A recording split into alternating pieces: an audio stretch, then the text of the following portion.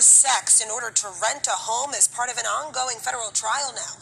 13 chief investigators sex in order to rent a home as part of an ongoing federal trial now. 13 chief investigator Darcy Spears has the bizarre story of a property manager who required his tenant to sign a sex contract and is now facing allegations of discrimination, harassment, and fraud. Darcy, what is this all about?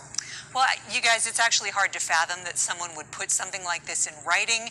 We've had to cover some of the words because we can't show them on TV, but here it is in black and white. It's so crazy, I didn't believe it until I saw it in the court record.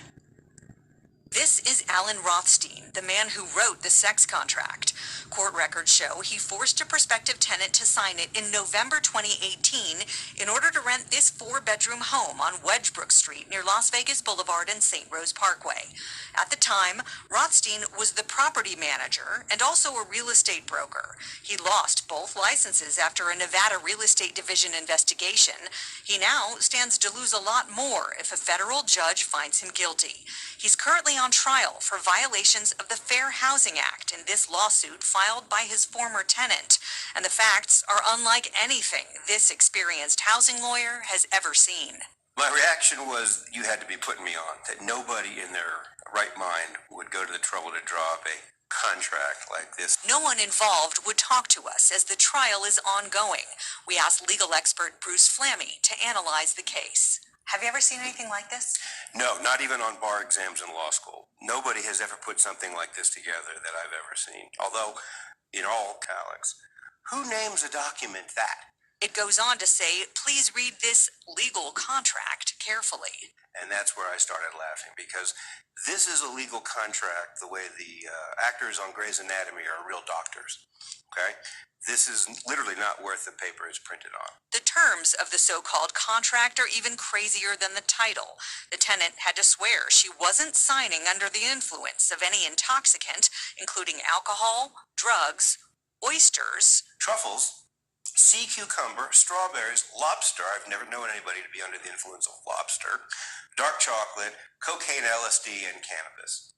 I don't know where you get a list like that. Another paragraph says the tenant swears she does not currently have a boyfriend, girlfriend, or parent who is larger, meaner, and more physically aggressive, owns firearms, and or is more possessive than Rothstein. She was told if she didn't sign this, she was not going to be able to get the unit. So for all intents and purposes, it's exactly sex for a place to live. It's exactly what it is.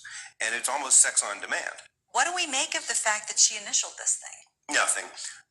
People sign things all the time, and the popular myth is, well, you signed it, so it's binding. Now, there are a variety of things you can sign that are not binding.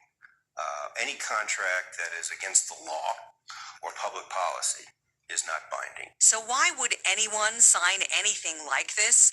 Court documents say in August 2018, the tenant and her 5 children were homeless, living from week to week in a residential hotel.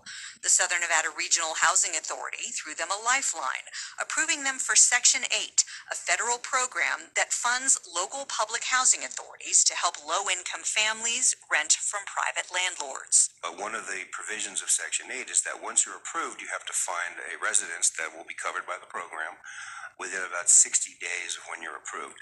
Now, depending on where she was in that 60-day window when this thing came up, she may not have had other options. Court records say she'd been allowed to move in and paid out of pocket to fix up the house so HUD would approve it. So when you slap this document down in front of her and say, sign this or you have no place to live, that's coercion, that's duress, and I believe it's a violation of federal law.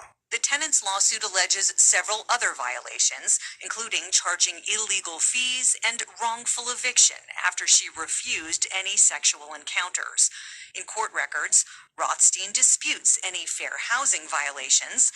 Attorney Flamme says no matter the outcome of the civil trial, accountability shouldn't stop there. There may or may not have been crimes committed here. The word extortion flashes in my mind in this kind of situation. But that's not what this trial is about that's going on in federal court right now. But this is a good example of a case where maybe somebody ought to go to jail. When the real estate division revoked Rothstein's licenses, state investigators found he listed a fake address for his brokerage. The state also found he repeatedly made unwanted sexual advances when he had the tenant come to his home to sign documents.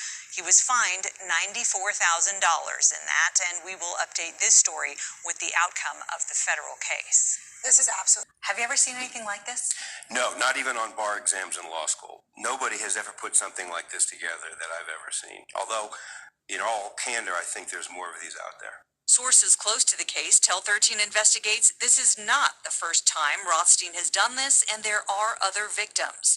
Rothstein himself admitted to the real estate division that he wrote the sex contract and required the tenant to sign it. And in court records, he says any agreements or documents mentioned speak for themselves. When somebody says the document speaks for itself, what they're really saying is, I don't want to talk about it. We're talking about it to the extent that we can. We'll begin with the title. It's direct consent for sexual intercourse and or Lawlessness all over the earth.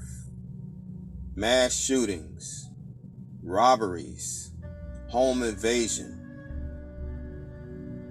the robbing of stores with lots of people, as you just saw, okay, through social media, all right? The putting into law homosexuality and marriage, the right to marry, okay, the opposite sex, all right? So wickedness have covered the whole earth. Matthew 24:12. And because iniquity shall abound, the love of many shall wax cold, but he that shall endure unto the end, the same shall be saved. Genesis 6:5. And the Most High saw that the wickedness of man was great in the earth, and that every imagination of the thoughts of his heart was only evil continually. And that's how it is today, you know. It is getting worse and worse. Jeremiah 4:22.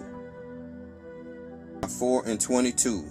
For my people is foolish, they have not known me, they are sottish children, and they have none understanding. They are wise to do evil, but to do good they have no knowledge. So when we go out here on the highways and byways and try to teach our people, they're not interested, okay? It's because they love doing evil, all right? The second address, 14 and 17. For look how much the world shall be weaker through age, so much the more shall evils increase upon them that dwell therein. So that's where we are today. Evil has increased as the world ages, okay? And we're at the end, and the world is passing away, is vanishing away, okay? And I want to say all praises to Yahweh, all praises to Yahweh Shai. Peace and blessings to the hopeful elect. Shalom to the believers. And I want to say, Call Halal, Yahweh, Ba'ashem, Yahweh Shai, Ba'ashem, Rekakadash. Shalom.